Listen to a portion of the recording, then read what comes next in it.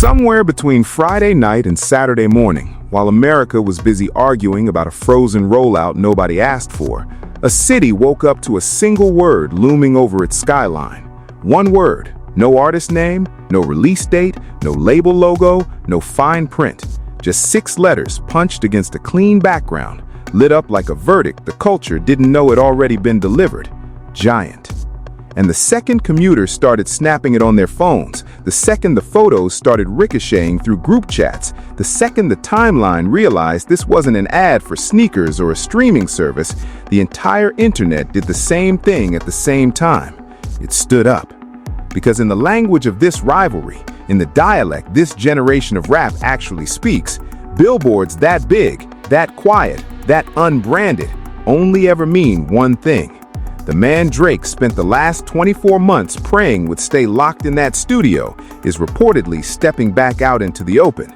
And if the visuals taped to the side of half the country right now are even fractionally what they appear to be, the Iceman era is about to be lowered into the ground while it's still trying to claim it just got started. Because Aubrey, my guy, you can dress this up however you want this quarter. You can sell us 3 albums, flood the streamers with 40+ songs in one news cycle, wrap yourself in alter egos, chains, capes, choreography, and AI-painted music videos. You can call yourself Frozen, Eternal, Untouchable, The King, whatever this week's branding meeting decided. But none of those costumes are going to save you, because the man you have been delicately tiptoeing around in every verse, the same man whose name you tried to scrub out of your own catalog while quietly designing your entire comeback around the shadow he left behind, has just made his next move. He didn't tweet, he didn't sub-post, he didn't sit in a barbershop chair and float a hint to a podcast. He bought a city. He bought several cities. He turned concrete into prophecy. And every single signal pointing at what comes next has overnight escalated from a flicker to a flashing red beacon visible from the freeway. So before we go 1 inch deeper into this, do me a small favor, tap that like button, hit subscribe, switch the notifications on, not for me, for receipts, so that when this finally drops, when the album cover hits, when the visual lands and breaks the internet sideways, you can look back at this exact moment and remember you were here when it was still being whispered, not screamed. Because this isn't theory, this is markets, this is concrete, this is the kind of evidence stack that only ever forms around something already in motion. Let's set the table, because the crime scene tells the story before we even get to the witnesses. In the same window that Drake's Iceman rollout started taking on water, while critics quietly admitted the project was forgettable at best, while loyal day ones posted screenshots of skipped tracks and half-finished playlists, those giant billboards started appearing. Not on one corner in one borough, not as a single guerrilla post in a dusty alley. They lined major arteries in major American cities, dropped overnight, scrubbed of any traceable client, mounted with the kind of placement money that doesn't get spent on accident. Capital Extra, one of the most plugged-in outlets in the British rap conversation, reported the sightings directly. Photos surfaced, locations got mapped, Reddit lit up before the sun did, and not a single official mouth on the Kendrick side moved to deny it. That silence, beloved, is the loudest answer they could have given, because here is what you need to understand about how Kendrick Lamar's camp operates. They don't stumble. They do not soft launch by accident. They do not buy outdoor media at scale because somebody had a spare marketing budget burning a hole in a folder. When this team prints something on a wall this size, it is because the wall is already part of the album. The billboard is not the announcement. The billboard is the opening bar. Now, stack what just happened next to the billboards, because the second piece of evidence is the part most listeners are still sleeping on. Kalshi, the prediction market where real human beings put real money on real-world outcomes, has now priced a 2026 Kendrick Lamar album at roughly 70%. 70. That is not a fan poll. That is not a Twitter survey. That is capital, actual dollars being wagered by people who only profit if they are correct, all converging on the same conclusion at the same moment, hours after a wall in Los Angeles started whispering the word giant.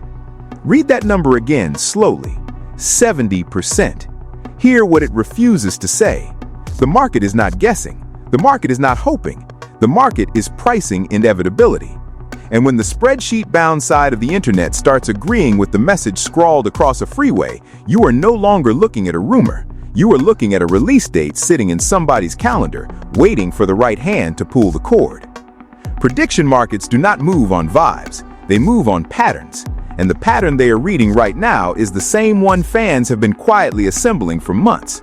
Studio sessions, producer sightings, cryptic visuals, sudden silences from people who normally talk. A West Coast that has been theatrically quiet. All of it pointed at the same horizon. All of it now confirmed by a number that does not lie. Now think about the timing, because the timing should keep the Toronto side of this conversation awake at 4 in the morning. These billboards didn't surface in a vacuum. They appeared at the exact moment Iceman reviews began to crater. They appeared while takes on the rollout shifted from polite curiosity to open exhaustion. They appeared while every podcast, every blog, every comment section was beginning to use the same word to describe the album: overdone, bloated, forgettable. And right as that consensus was forming, right as the air was leaving the room, somebody, somewhere in California, gave the green light to paste one word across half the country: giant. The counter is not being prepared, the counter is being announced. Picture the chessboard, because this moment makes more sense from above. 2 of the so-called Big Three have already moved this cycle. J. Cole, bruised but not buried, returned with a body of work many are calling the most thesis-driven statement of his career, a project that re-anchored him in a conversation he was nearly written out of. Drake, never one to be outdone in volume, answered with 3 full albums dumped into a single news window, swinging wildly, trying to drown the discourse in his own catalog. 2 pieces already played, and then in the dead center of the table, with both flanks fully exposed, 1 piece left standing, 1 silhouette still in shadow, 1 artist whose silence has become so deafening that every other release this year has felt like an opening act for a headliner who hasn't even stepped on stage yet. That artist is Kendrick Lamar.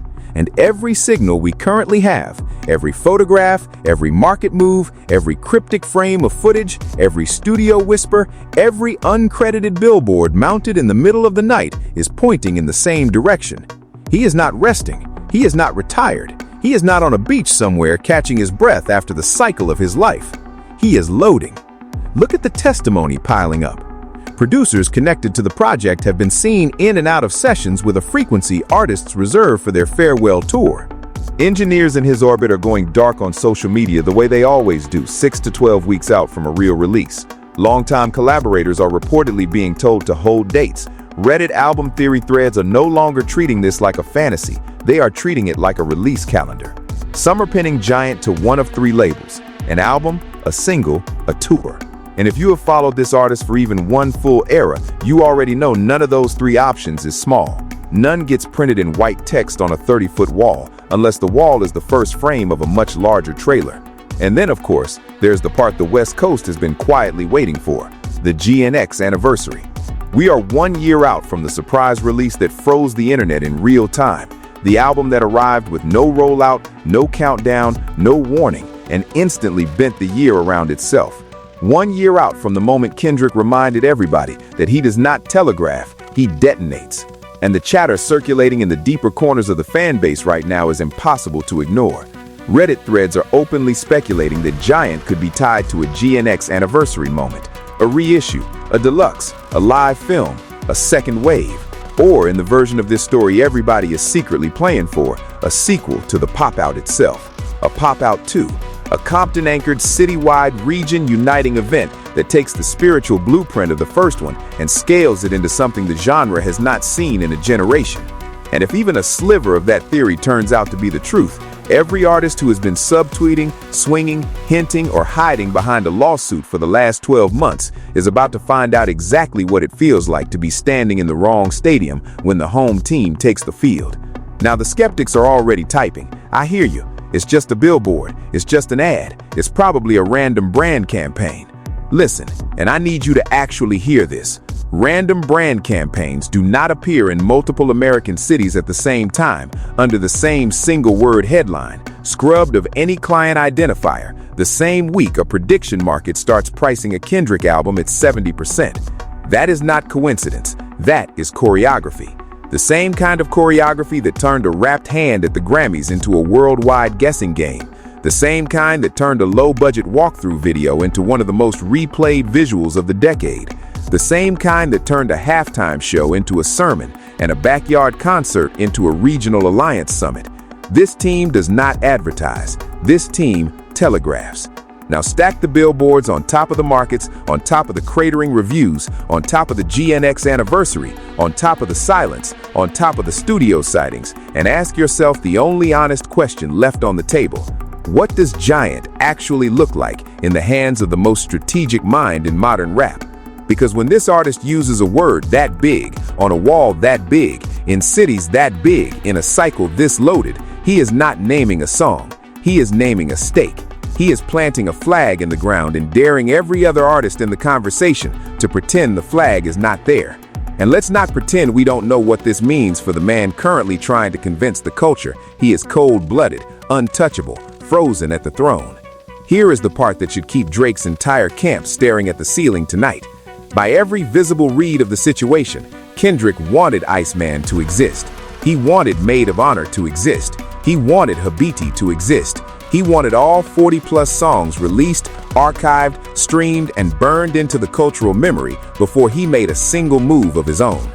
Because he knew, the way a chess grandmaster knows the next 4 moves of an opponent already panicking, exactly what Drake was going to do the second he stepped back into a booth. The costumes, the cosplay, the borrowed cadences, the alter egos, the manufactured menace. He knew the same Drake we have always known would show up swinging at shadows and expensive lighting. And every bar Drake pointed at Kendrick did exactly one thing. It poured concrete for the runway Kendrick was already preparing to walk down. Picture this from his point of view, because honestly, it is almost cinematic. You have already won the most watched rap rivalry of the modern era. You have a halftime show that turned an NFL stage into a national broadcast event. You have a pop-out concert that briefly merged the West Coast into a single living organism. You have a song so radioactive that radio formatting bent around its chorus. And now, 2 years deep into the silence, your opponent finally cracks. He doesn't come back with one calibrated answer. He comes back with 40-plus tracks of frantic, character-laden content engineered to argue with the version of you he has been building in his own head.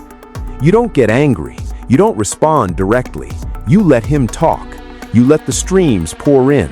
You let the reviews settle. And then, when the air starts leaving the room, when the loyalists start quietly muting tracks, you press one button. A single word goes up on a wall in Los Angeles. Giant. Markets shift inside hours. The conversation flips inside a weekend. And every line he spent 24 hours rapping at you turns in real time into evidence in a case he himself filed. Because that is the part nobody on the Toronto side wants to address. You cannot, with a straight face, sit in a courtroom claiming a single Kendrick Lamar record harmed your reputation while simultaneously building a 3-album, 4-episode visual rollout around the artist behind that record. You cannot say "this hurt me" on Monday and dedicate an entire universe of content to that same person by Friday. The contradiction is screaming. And every diss Drake fired across those 40-plus tracks is now sitting in a folder with his own signature on it, ready to be used the moment Kendrick decides the timing is right, which, based on the walls in Los Angeles, Atlanta, New York, and the price ticking up on Kalshi, is approximately right now. And here is the line I want carved into the wall in big block letters. Kendrick Lamar is the giant. Not metaphorically, not romantically, structurally. Because everything happening in rap right now is happening in orbit around him. The lawsuits orbit him. The diss tracks orbit him. The 3-album dumps orbit him. The think pieces orbit him. The billboards orbit him, because he funded them.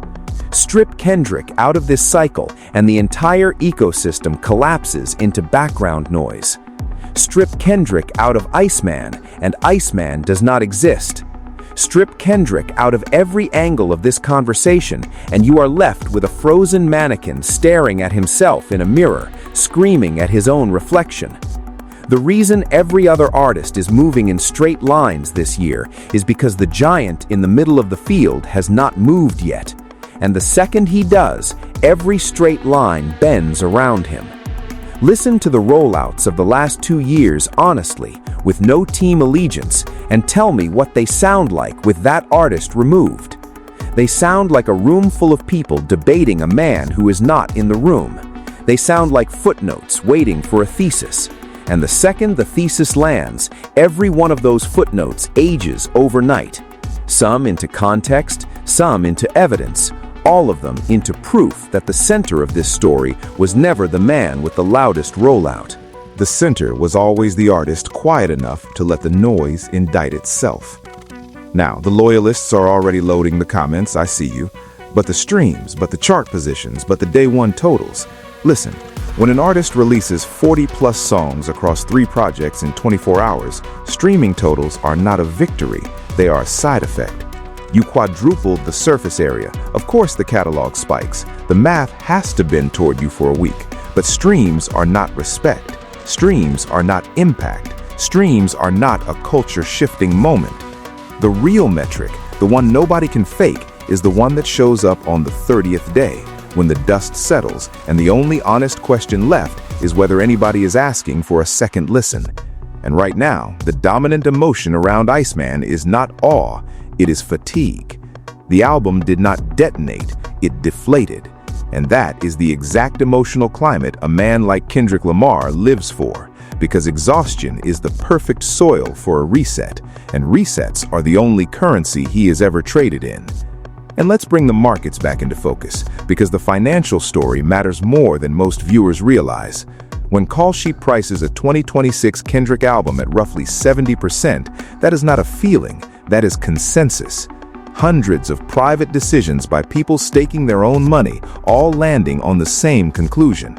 And historically, when markets settle on a number that high, that early, against a backdrop of physical signaling on the ground, the outcome is almost never wrong. Markets, in their cold, allergic to romance way, just publicly co-signed every rumor circulating since GNX dropped.